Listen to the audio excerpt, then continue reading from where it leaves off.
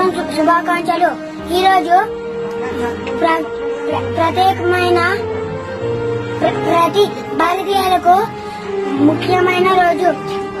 ఎందరో గొప్ప వీరులు బ్రిటిష్ వారితో పోరాడి మనకు 1947 ఆగస్టు 15వ తేదీన మనకు స్వాతంత్రం తెచ్చిపెట్టారు.